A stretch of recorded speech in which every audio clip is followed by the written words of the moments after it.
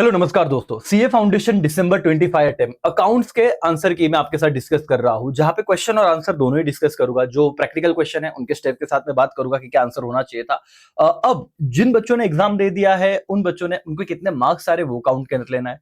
जो बच्चे आगे एग्जाम देने वाले हैं वो ये समझिए कि सीए में फाउंडेशन जब आप देते हो तो अकाउंट्स के पेपर, अकाउंट एंड कॉस्टिंग का जो पेपर है वो बहुत हद तक सिंपल ही आता है।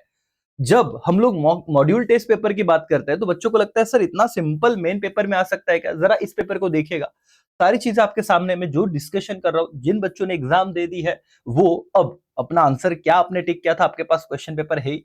देखिए, जिन्होंने एग्जाम नहीं दिए अगला अटेम्प्ट देने वाले वो इस वीडियो को देख के फुल कॉन्फिडेंस में आ जाएंगे सर कि हम लोग तो डेफिनेटली अच्छे मार्क्स से क्रैक कर पाएंगे हमारा सीएमए फाउंडेशन एग्जाम। चलो शुरू करते हैं दोस्तों बिना समय गवाए।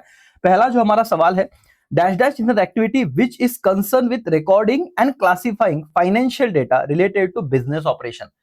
तो जैसे रिकॉर्डिंग एंड क्लासिफाइंग ये वाला वर्ड आता है तो आपका सिंपल 2 मार्क्स डन हो जाता है सर। बुक कीपिंग ये आंसर होना चाहिए था। दूसरा सवाल, विच of the following is not framework of accounting. तो लीगल फ्रेमवर्क अकाउंटिंग का है, इंस्टीट्यूशनल फ्रेमवर्क अकाउंटिंग का है, रेगुलेटरी फ्रेमवर्क अकाउंटिंग का है। तो आपका जो आंसर है दोस्तों चाहिए था वो बिजनेस फ्रेमवर्क चाहिए था करके। ठीक है, ये दो बातें अभी सीए में इंस्टीट्यूट का भी सजेस्टेड आंसर आएगा, हम डेफिनेटली वहां से क्रॉस चेक करेंगे, बट ये अभी फिलहाल आपका आंसर होना चाहिए था इसका बी करके। देन 53, दो marks, 4 marks done. 53, which of the following is not concept of accounting. Dual aspect हमने देखा है, पीरियडिसिटी कंसेप्ट हमने देखा है, 1 अप्रैल 31 मार्च है ना, 1 ईयर करके। मैचिंग कंसेप्ट हमने देखा है, बट कभी भी हमने अकाउंटिंग साइकिल कंसेप्ट नहीं देखा। और ये तो आप मतलब बहुत बच्चा कॉमन सेंस पे भी आंसर लिख के आता, चलो नहीं पढ़ा है सर एमसीक्यूज, तो भी ये 2 में से 2 मार्क्स बनने चाहिए थे दोस्तों। तो अगेन मेरे हिसाब से बहुत इजी सवाल था ये वाला, हम लोग इसे 2 मार्क्स आराम से हासिल कर सकते थे। नेगेटिव मार्किंग ऐसे भी नहीं है। एनुअल मेंटेनेंस फीस इस of factory machine is example of. अब ये एनुअल मेंटेनेंस है, रेगुलर ये छोटा मोटा रिपेयर होते रहेगा, इसलिए इसे रेवेन्यू एक्सपेंडिचर कहते हैं। बहुत बच्चों ने शायद कैपिटल एक्सपेंडिचर की गलती की होगी लिख के, बट ये रेगुलर रिपेयर से बेटा, ये एनुअल मेंटेनेंस है, छोटा मोटा रिपेयर का काम चलते ही रहता है। तो दैट्स व्हाई इसका आंसर आपका रेवेन्यू एक्सपेंडिचर था करके। यहाँ पे हम लोग आगे क्वेश्चन 54 पे। Question 55, question number 55, goods purchase from Sonu but wrongly entered in the accounts of Simu. क्या Simu, the rectification of error will result in. अब हुआ क्या है आपने सोनू से गुड्स परचेज किए, वो सिमू के बुक में रिकॉर्ड हो गए। तो ये तो गलती है, ठीक है कोई दिक्कत नहीं, बट उन्होंने कहा कि इसका क्या इंपैक्ट होगा, क्या प्रॉफिट इंक्रीज होगा, डिक्रीज होगा, टोटल क्रेडिटर में बदलाव आ जाएगा कि no effect on net profit. तो भाई इसका आंसर था no effect on net profit. Why? Because तुमने परचेस किए है ना, और ये प्रॉफिट के हिसाब से बात कर रहे हैं, तुमने परचेस किया है गुड्स, तो अब सोनू की जगह सिमू को लिख दिया, वो बात तो ठीक है कि ये गलती है, बट क्या इसकी वजह से प्रॉफिट में कुछ बदलाव आएगा? आने का कोई विषय ही नहीं है, क्योंकि तुम सोनू का नाम लिखो या सिमू का, परचेस है तो ट्रेडिंग अकाउंट के डेबिट को ही जाने वाला है। ए भाई समझ में आ रहा है क्या एवरीबॉडी? तो इसीलिए इसका आंसर था कि कोई भी इफेक्ट नहीं होगा प्रॉफिट पे। जिन बच्चों ने किया 2 मार्क्स आगे, लेकिन बहुत ही कॉमन सेंस वाला है। अगेन मैं बोल रहा हूँ इसमें बहुत ज्यादा से डिफिकल्ट लेवल कुछ नहीं था करके। Okay, now dash dash is the presentation of the inter relationship between 3 important aspect of accounting, namely assets, liability and equity. और दोस्तों अकाउंटिंग इक्वेशन इसका आंसर था। क्यों? क्योंकि अकाउंटिंग इक्वेशन हमको पता है, असेट इज इक्वल टू आपका liability plus what Raja, capital. तो जो इंटर रिलेशनशिप की बात की थी कि इंपॉर्टेंट टर्म जहां पे आते हैं असेट्स, लाइबिलिटी, इक्विटी, तो आपको ये याद आ जाना चाहिए था कि इसका आंसर है अकाउंटिंग इक्वेशन। 2 marks done. आगे हम बढ़ेंगे। On purchase of old furniture 2000 रुपया हमने फ्रेट चार्जेस दिया, शुड बी डेबिटेड टू। अब जब भी आप कोई भी असेट परचेस करते हो और उसको लाने के लिए जो भी ट्रांसपोर्टेशन चार्जेस, वो इंस्टॉल होने तक के जो खर्चे है वो हम कैपिटलाइज करते हैं, तो उसी अकाउंट को हम डेबिट देते हैं। तो यहाँ पे जो तुम्हारा आंसर होना चाहिए था दोस्तों, वो आंसर होना चाहिए था फर्नीचर का। Again 2 marks done. ध्यान से, ये मशीनरी के हिसाब में, वेजेस के हिसाब में हमने किया था, है ना, वेजेस के क्वेश्चन में हमने किया था, उस हिसाब से हमने पढ़ा था करके। Next question, which of the following document is not required for preparing bank reconciliation statement. BRS से 2 मार्क्स का सवाल आया दोस्तों। कौन से डॉक्यूमेंट की जरूरत नहीं है? पासबुक लगता है, बैंक स्टेटमेंट लगता है, कैश बुक लगता है, ट्रायल बैलेंस का कोई भी जरूरत नहीं होता। तो ये 2 मार्क्स आपके यहाँ पे डन हो गए। चलो आगे बढ़ेंगे। यहां तक मुझे नहीं लगा कि 8 क्वेश्चन में मतलब कोई भी दिक्कत थी। 16 मार्क्स तक कहानी तो सॉर्टेड है। विच of the following is not correct? Not correct बोला है, तो पहले हम देखेंगे क्या करेक्ट है। Debit the receiver, credit the giver. Sir ये करेक्ट है करके, है ना, personal account debit the receiver, credit the giver. Debit what comes in, credit what goes out, ये भी करेक्ट है। उन्होंने पूछा है कौन सा नॉट करेक्ट, मतलब रॉन्ग क्या है, ऐसा उन्हें बोलना था। Debit all asset, credit all liabilities. देखो असेट का बैलेंस नॉर्मली डेबिट होता है, लाइबिलिटीज का क्रेडिट होता है। अब ये हमारे रूल्स में नहीं बैठ रहा है, मतलब जो हम जनरल रूल पढ़ते हैं पर्सनल, रियल, नॉमिनल का। अब बच्चा क्या करेगा ना, इधर कंफ्यूज होके, ये बहुत बच्चों ने यहाँ पे सिली मिस्टेक किया होगा, सी आंसर लिखे, बट आंसर डी था, क्यों मैं बताता हूं। डेबिट ऑल एक्सपेंसेस होना चाहिए था बॉस, यही पे गलती कर दिया कि debit all income, credit all expenses, तो ये रॉन्ग था आपका, नॉट करेक्ट में ये आना चाहिए था। अब बहुत बच्चों ने करेक्ट किया, 2 मार्क्स का सवाल था। आप बोलोगे सर लेकिन ये तो हमने ना debit all expenses, credit all income, भाई वो नॉमिनल अकाउंट का रूल था, debit all expenses not income, तो नॉट करेक्ट में ये आना चाहिए। उम्मीद है ये बराबर किया है। Purchase book record transaction related to, दोस्तों क्या कहो, इससे सिंपल 2 मार्क्स क्या हो सकते हैं। परचेज बुक, ये आपका सब्सिडरी बुक्स का कहानी है, जहां पे आप credit purchase of goods only, ये पूरा सही स्टेटमेंट है। आप ऑल टाइप ऑफ परचेस नहीं लिखते, क्योंकि कैश परचेस नहीं आता, ऑल परचेस ऑफ गुड्स भी नहीं होगा, all types of credit purchase भी नहीं आएगा, क्योंकि उसमें सिर्फ गुड्स ही आते हैं, असेट नहीं आते, इसलिए तुम्हारा मोस्ट अप्रोप्रिएट आंसर था credit purchase of goods only. आगे बढ़ेंगे। Equipment sold on credit basis, किसको बेच रहे हो तुम लोग, इक्विपमेंट को, कैसे बेच रहे हो, क्रेडिट बेसिस पे, to mister Arora, should be recorded in. देखो अब ये वापस सब्सिडरी बुक्स का सवाल था, यहां पे आपने सेल किया हुआ है, इक्विपमेंट मतलब क्या हो जाता है आपका, असेट हो जाता है दोस्तों, और आपने क्रेडिट पे बेचा है, तो आप सेल्स बुक में तो नहीं रिकॉर्ड करोगे, क्यों, क्योंकि वो गुड्स नहीं है, वो असेट है, तो आपका जर्नल प्रॉपर होता है, जो जनरल जर्नल, वहां पे रिकॉर्ड होगा, 2 मार्क्स आपका डन हो गया करके। ठीक है, आगे बढ़ेंगे। Which of the following is non depreciable asset, ये तो मुझे लगता है हर एक बच्चे ने 2 में से 2 मार्क्स लाए होंगे, जिसका आंसर है लैंड। हमने बहुत बार पढ़ा है कि लैंड का भाव हमेशा बढ़ रहा है, एप्रिशिएट हो रहा है, ये डिप्रिशिएटिंग असेट नहीं है करके। ओके, आगे बढ़ेंगे। 62 के बाद दोस्तों यहाँ पे आएंगे प्रीपेड इंश्योरेंस। सर ये बहुत बेसिक सा सवाल था, 2 मार्क्स के लिए, 11th स्टैंडर्ड के बच्चों को हम लोग 11th में आते से ये पढ़ाते हैं, और हमने भी जब ये लेक्चर लिए थे तभी भी ये बताया था कि प्रीपेड इंश्योरेंस राजा ये रिप्रेजेंटेटिव पर्सनल अकाउंट है, याद रखो, रिप्रेजेंटेटिव। वैसे हमको लगता है इंश्योरेंस, ये तो नॉमिनल अकाउंट, बहुत जिन बच्चों ने नॉमिनल किया बेटा, ये देखो, ये प्रीपेड, आउटस्टैंडिंग, ये जो भी चीज आती थी हमने हमेशा सिखा था, ये रिप्रेजेंटेटिव पर्सनल अकाउंट में जाएगा, 2 में से 2 मार्क्स। 63 आगे। अब ये बहुत ही सिंपल सवाल था, थोड़ा कैलकुलेशन का पार्ट था, आपको ये देखना था कौन सा मेथड है, तो यहाँ पे दिख रहा है WDV method, return down value method. तो आपने टोटल अमाउंट लिखा 1,26,000, और आपको पूछा क्या गया है कि सेकेंड ईयर का डिप्रिसिएशन का अमाउंट बताइए, डिप्रिसिएशन का amount for second year, calculator allowed था। सिंपल, कितने सिंपल। आप, हम लोग ना बहुत टेंशन लेते हैं अकाउंट्स का, जबकि पेपर क्या आ रहा है आप देखिए, आपका 1,26,000 का असेट था दोस्तों, 10% डिप्रिसिएशन पर एनम, पहले साल डिप्रिसिएशन 1,26,000 पे आता है 12,600, वो डिडक्ट करेंगे तो आपका बैलेंस बचेगा 12,600 में, 1,26,000 में से 12,600 गया तो आपका बैलेंस बचेगा 1,13,400, बट सेकेंड ईयर इस पे 10% लगा देना था, क्योंकि आपका WDV मेथड है, तो आपका 11,340, ये आंसर होता, 2 मार्क्स मिल जाते। तो कैलकुलेशन से क्यों डरना है, इतना सिंपल ये सवाल था। ओके दोस्तों, अ सम of ₹2,50,000 was paid as a compensation to employee who was retrenched, तो ये आपका रेवेन्यू एक्सपेंडिचर हो जाएगा करके, ये कौन सा एक्सपेंडिचर हो जाएगा, रेवेन्यू एक्सपेंडिचर, क्योंकि कंपेंसेशन टू एम्प्लॉय ये भी हमने पढ़ा था। चलो आगे जाएंगे, इसके बाद 66 विच ऑफ द फॉलोइंग, ये बहुत इंपॉर्टेंट था, बिल्स ऑफ एक्सचेंज का सवाल। ये जब मैंने कहा था कि सीए फाउंडेशन में जब हम पढ़ाते हैं, मैंने से आपको बताया भी था पढ़ते, क्या ध्यान रखो कि कभी भी जो भी बिल वो म्यूचुअल बेनिफिट्स के साथ होता है ना, which one use without trade transaction but for mutual benefit, तो उसे हम लोग अकोमोडेशन ऑफ बिल कहते हैं। अब 2 मार्क्स में से 2 मिल गए जिन बच्चों ने वो थोड़ा सा डिस्कशन याद रखा होगा कि यूजुअली बिल्स ऑफ एक्सचेंज में रियल ट्रांजेक्शन होते हैं, बट जहां पे आपका रियल ट्रांजेक्शन नहीं हो रहा है, आप म्यूचुअल अंडरस्टैंडिंग से, बहुत बड़ा कंसेप्ट हो बेटा, तो जहां पे म्यूचुअल बेनिफिट के लिए आप बिल रेस कर रहे हो सिर्फ, तो अकोमोडेशन बिल वो कंसेप्ट का नाम था। 2 मार्क्स यहाँ पे डन हो गए दोस्तों। ये बहुत ही सिंपल सवाल था, बट क्योंकि ना टाइम कम होता है तो बहुत बच्चों ने इसे पढ़ने का कष्ट नहीं किया होगा, जबकि था बहुत आसान। आपको कहा था कि डी दार्जिलिंग से 10,000 केजी ऑफ टी कॉस्टिंग 2,000 पर केजी सेंड कर रहा है, किसको, बी को, तो 10,000 केजी इंटू 200, देखो यहाँ पे कैलकुलेशन किया है, 10,000 केजी इंटू 200, तो ये कितना अमाउंट हो गया, 20 लाख रुपया। ओके, इसको D incurred freight 36,000 and transit insurance 24,000, तो हमने 20 लाख में 36 और 24 टोटल 60,000 ऐड करी है, तो टोटल खर्चा कितना हो गया, 20,60,000। यहां तक तो बेसिक समझाना कि तुमने 10,000 केजी जो भी टी भेजा दार्जिलिंग से, जो 200 रुपया पर केजी था, इसका कितना एक्सपेंडिचर हो जाएगा, तो 20 लाख रुपया। ठीक है, प्लस ये जो बाकी के खर्चे थे वो भी मैंने ऐड कर दिए 60,000, तो 20,60,000।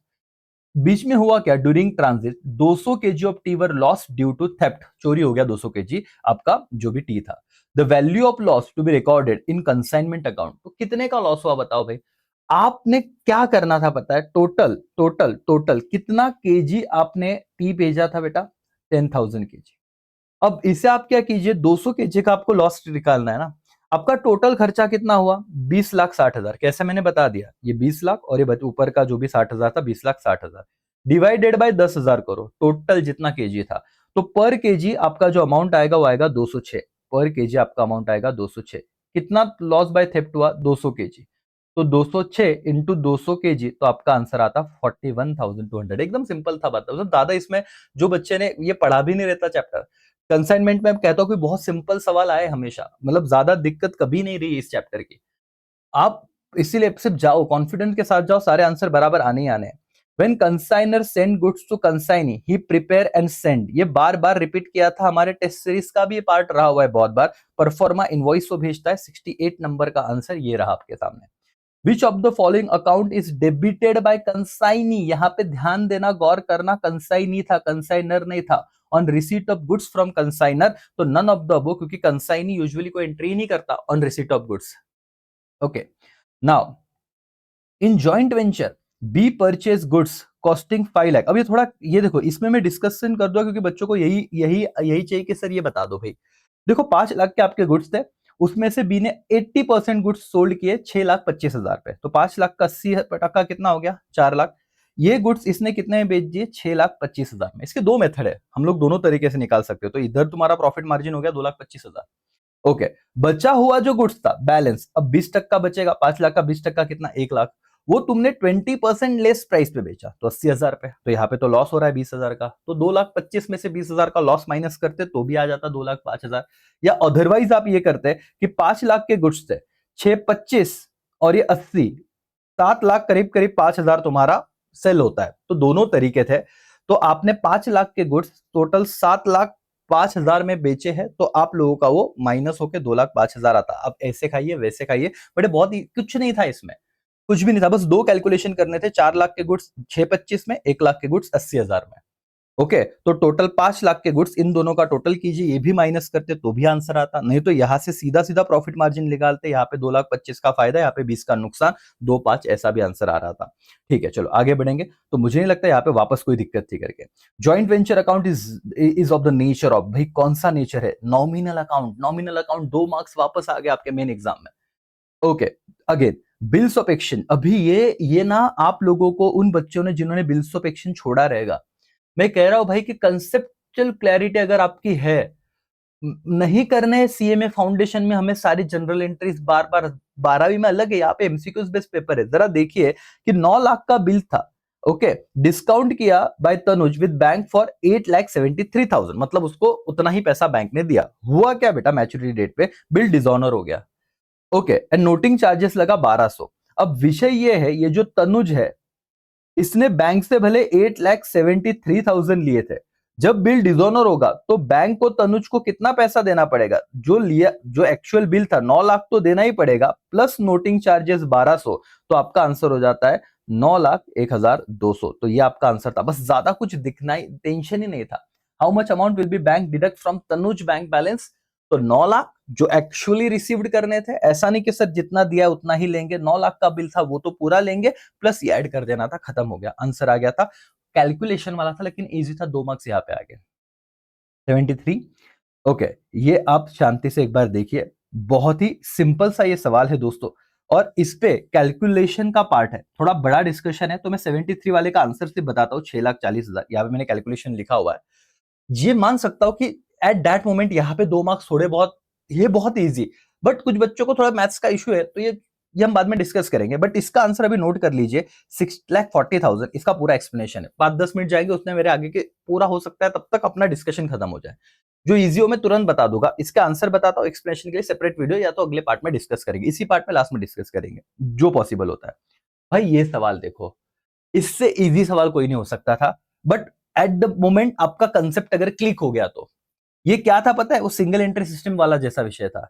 कि आपको पूछा है कि opening capital, drawings and closing capital, 3 data आपको दिया हुआ है। मतलब आपके पास 14 लाख ओपनिंग कैपिटल है, 3 लाख का ड्रॉइंग्स है और 18 लाख का क्लोजिंग कैपिटल है। पूछा कि प्रॉफिट फॉर द ईयर क्या रहेगा। तो एक छोटा सा ना, जब हम सिंगल एंट्री करते थे तो वहां पे ये पढ़ते थे कि क्लोजिंग कैपिटल और इसमें ड्राइंग हम ऐड करते थे, जब रिवर्स में आते थे add drawing less opening capital. तो आप अगर करोगे कैलकुलेटर पे कि आपका क्लोजिंग कैपिटल कितना है 18 लाख, प्लस आप इसमें ऐड कीजिए 3 लाख, ये हो जाएंगे 21 लाख। 21 लाख में से लेस कीजिए सर कितना, 14 लाख। तो आपका जो आंसर आएगा दोस्तों वो आएगा 7 लाख रुपए। ये आपका आंसर था। देखिए 18 lakh plus 3 lakh closing capital plus drawing minus opening capital, तो आपका आंसर आता था 7 लाख करके। ओके, नाउ यहां पे आएंगे at the end of the accounting year balance of nominal account transfer to. Nominal account का बैलेंस हम यूजुअली कहां पे ट्रांसफर करते हैं, profit and loss account only. ठीक है, नाउ नाउ नेक्स्ट अंडर अभी ये वाले सवाल जो है ना बेटा, यहाँ पे मान सकता हो कि मैंने कहा था ना कि आपको 50 के 50 क्वेश्चन हलवा नहीं रहेंगे, लेकिन अब तक जितने किए वहां से एक दो क्वेश्चन छोड़े तो बाकी जिस बच्चे ने डेडिकेशन से पढ़ा है उसके लिए कोई दिक्कत की बात ही नहीं होनी चाहिए थी।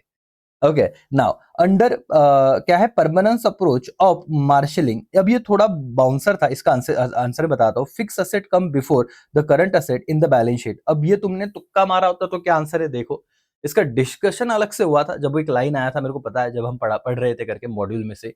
बट अगर याद नहीं है तो ये वाला इसका आंसर था भाई करके 77। The manufacturing account is prepared, find out the cost of goods manufacture. ये आपका फाइनल अकाउंट का विषय। मैन्युफैक्चरिंग अकाउंट जो मैन्युफैक्चरर होते हैं वो क्यों बनाते हैं, ताकि आपको आपका कितना गुड्स जो मैन्युफैक्चर किया उसका कॉस्ट क्या है वो फाइंड आउट करना था। 77 fix asset disclose in balance sheet at original cost less depreciation till the date. बेटा ये हम लोग हमेशा करते हैं कि फिक्स असेट को बैलेंस शीट में दिखाते हैं और जो भी उसमें डेप्रिसिएशन का अमाउंट है वो क्या कर देते हैं, डिडक्ट कर देते हैं करके। तो ये वाला आंसर होना चाहिए था 78 का डी। 79 सर और मैडम, इसमें आपको बस ट्रेडिंग अकाउंट का फॉर्मेट करना था बस, और ज्यादा कोई दिक्कत ही नहीं थी। मुझे बताओ ओपनिंग इन्वेंट्री, ओपनिंग स्टॉक कहा जाता है ट्रेडिंग के, डेबिट में। सेल्स कहा जाता है ट्रेडिंग के, क्रेडिट में, तो 10 लाख क्रेडिट में चला गया। परचेस कहा जाता है ट्रेडिंग के, डेबिट में, 8 लाख डेबिट में चला गया। वेजेस कहा जाता है ट्रेडिंग में, डेबिट में, तो 40,000 इधर आ गया। उन्होंने कहा ग्रॉस प्रॉफिट 25% ऑन सेल है, तो 10 लाख का 25% 2.5 लाख इधर आ गया। तो हमने क्या किया, ट्रेडिंग के पूरे डेबिट साइड की चीजें लिख ली, क्रेडिट को सिर्फ सेल था। ये जो मिसिंग फिगर है बट ऑब्वियसली क्लोजिंग स्टॉक आएगा, क्योंकि हमें पता है क्रेडिट ट्रेडिंग के क्रेडिट साइड को सेल्स और उसके नीचे क्लोजिंग स्टॉक होता है। अभी अगर तुम्हें यहाँ पे सब चीजें पता है, इवन ग्रॉस प्रॉफिट भी तुमने निकाल लिया, तो इस टोटल में से जब तुम 10 लाख लेस करते तो तुम्हारा आंसर आता 2,90,000 और 2 मार्क्स मिल जाते। बस आप बेसिक टी फॉर्मेट बनाते तो भी इसका आंसर था। तो बहुत डिफिकल्ट आ रहे हैं क्या कैलकुलेशन वाले पार्ट, नहीं सर, एक आधा मान लेते हैं जो ऊपर अभी हमने देखा। बट इसके बाद ये उस टाइम पे लेकिन कैसे ना प्रेशर बहुत होता है तो बच्चे वो सोच नहीं पाते। तो अभी ठीक है, लेकिन ये वाला आंसर इसका था करके आप आंसर के में देख लीजिए आपने क्या किया हुआ है।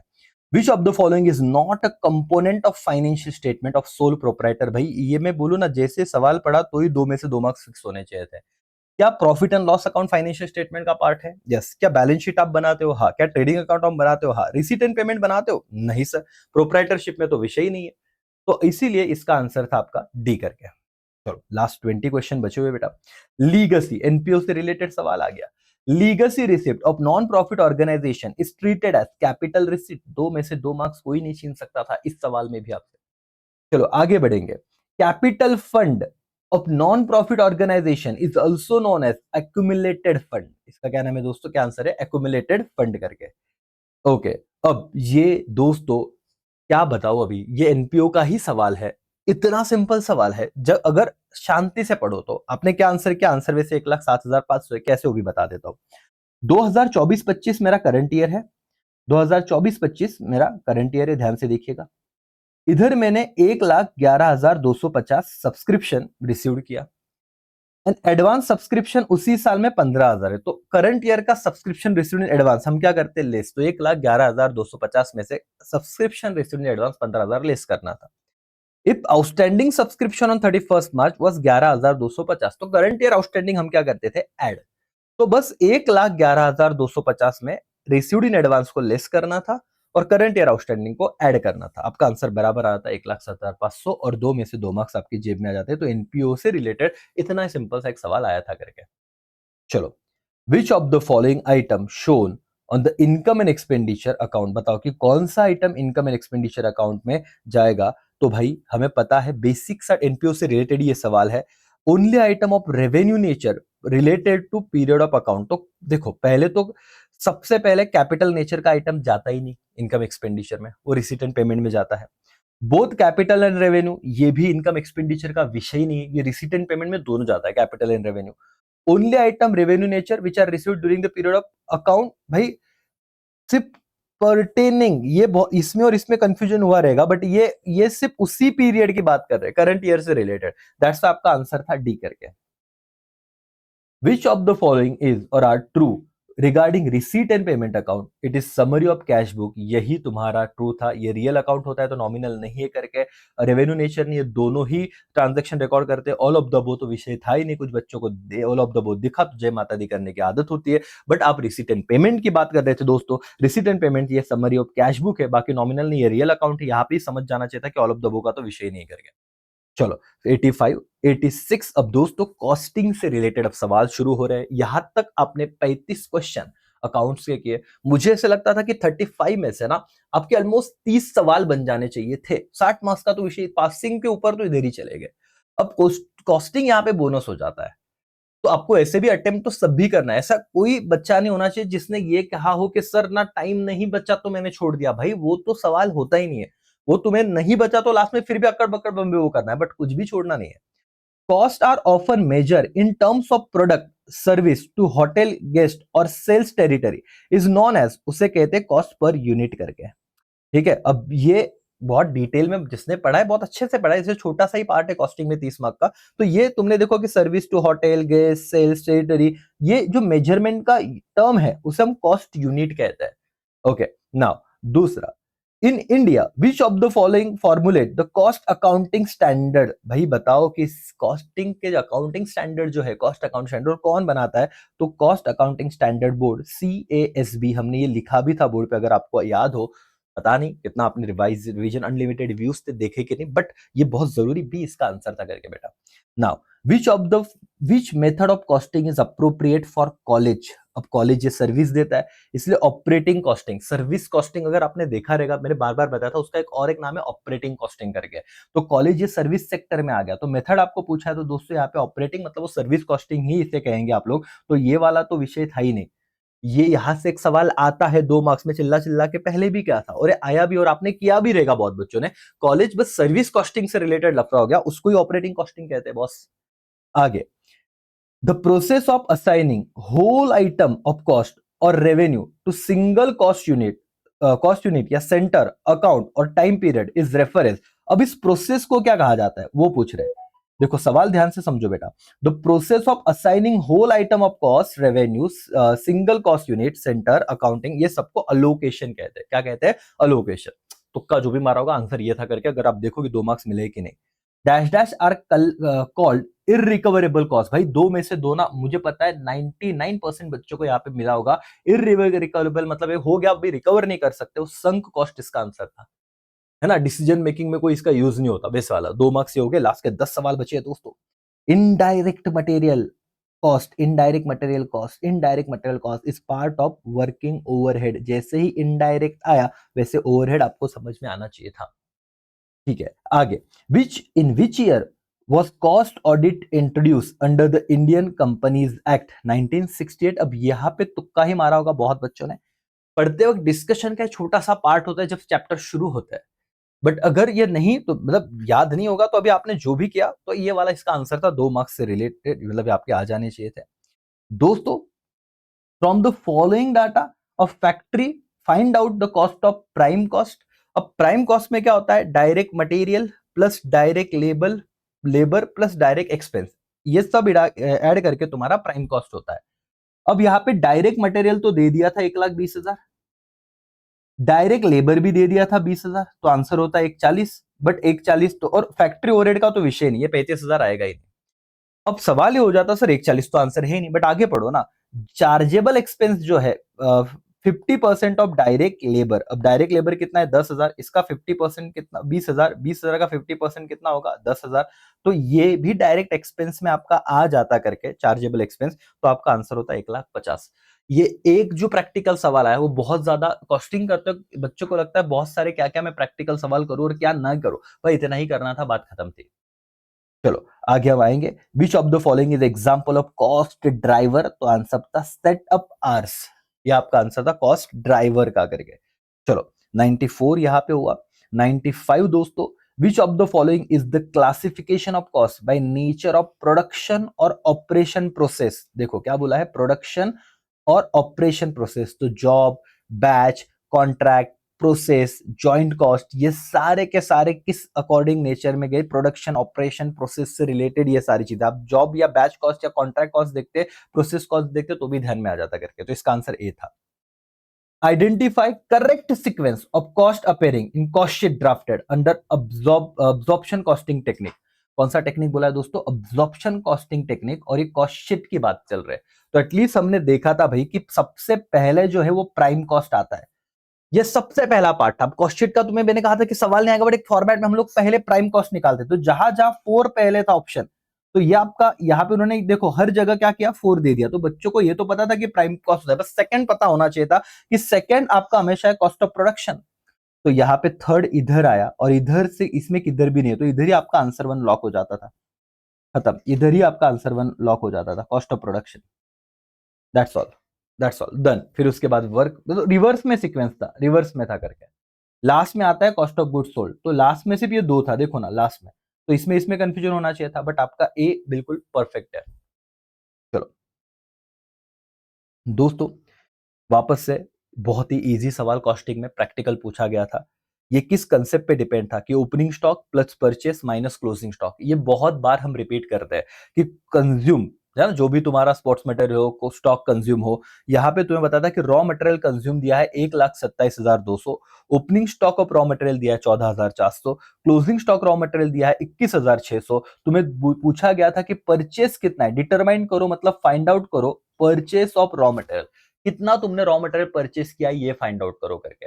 अब तुम्हें फॉर्मूला लिखना था, या याद होगा, स्पोर्ट मटेरियल कंज्यूम दिया है 1,27,200, जो गिवन इंफॉर्मेशन है 1,27,200 is equal to opening stock 14,400 plus purchase पता नहीं तो एक्स लिख दिया, माइनस क्लोजिंग स्टॉक 21,600। अब क्या करना था सर, बस इस इक्वेशन को सॉल्व करना था करके, ये जो माइनस है इधर आके प्लस हो गया, प्लस वाला माइनस हो गया, टोटल तुम्हारा आंसर आया 1,34,400। बस इस फॉर्मूला में अमाउंट पुट करने थे और तुम्हारा आंसर आ रहा था, कुछ डिफिकल्ट नहीं था, कुछ नहीं, ये बहुत बेसिक बात थी करके। CAS 14 cost accounting 14 deal with pollution control cost, इसमें बहुत सारे कॉस्ट अकाउंटिंग स्टैंडर्ड दिए थे। हमने कहा था कि रोज एक करना है, रोज एक करना है करके, बट रिलेटेड टू पोल्यूशन आज भी वो लेक्चर देखो जहां पे मैंने कहा था कि भाई अब भी ना ये जो ग्लोबल वार्मिंग या ये सब सारा चीजें चल रहा है ना, तो ये 2-3 एक बार और रोज एक एक रीडिंग करने का ध्यान में आया, 2 मार्क्स कहीं ना कहीं फिक्स हो गए। बट जिन्होंने अभी तुक्का मारा है, ये मारा कि नहीं देखो, चलो ये इतना याद रखने जैसा रोज वो बहुत ज्यादा है। अब बच्चों ने 1-2 बार पढ़ा होगा बट चलो भूल भी गए, तुक्का क्या मारा वो देखो, 98 का सी आंसर था। Consider the following statement. Statement 1, budget are financial or quantitative statements prepared and approved prior to the defined period of time. Statement 2, budgets are formal qualification of plan of the management. तो कौन से भाई दोनों के दोनों statement आपके true थे, इसमें कोई दिक्कत ही नहीं थी करके। And 100 dash dash costing differentiate between fixed and variable cost, इसका आंसर है मार्जिनल कॉस्ट। इसका आंसर क्या है दोस्तों, मार्जिनल कॉस्टिंग करके। तो दैट्स ऑल, यहां तक आपका ये आंसर की था। अब ये मैंने सारे आंसर आपको बताया, अभी आपने आपका पेपर सामने रखा होगा, टिक किया होगा, 30 मिनट के अंदर मेरा ये डिस्कशन हो गया है ना। तो उम्मीद करता हूँ 50 में से एटलीस्ट आपके 30 के ऊपर सही रहे हो, और सब मिला के 50 में से बोल रहा हूँ, तो 60-70 मार्क्स भी गुड है अगर आपको 200 का भी ऊपर एग्रीगेट आगे कवर करना है कि नहीं। ठीक है, सो ऑल द बेस्ट। जो बच्चों ने पेपर दिया वो इस तरीके से देखे कि आपके आंसर की थे क्या थे, जिन्होंने नहीं दिया आगे देने वाले वो पेपर का स्ट्रक्चर देखे कि कैसे सवाल आता है। भले एक दिन में सब पेपर होता है तो बहुत डिफिकल्ट नहीं पूछते, बट आपका बहुत ज्यादा पेशेंस टेस्ट होता है। आप कितने पैनिक होते हो, कितने, बहुत ज्यादा बच्चों ने ना ये घर पे बहुत अच्छा सॉल्व करेंगे, वहां पे ना स्ट्रेस बहुत आता है। लॉ का पेपर सॉल्व किया, वहां पे टेंशन दे दिया, अकाउंट्स में फिर उस टेंशन को कैरी करते और लगा देते, वैसा नहीं करना है। चलो ऑल द बेस्ट, यहाँ पे रुकते, बाय, टेक केयर, जय हिंद, जय भारत।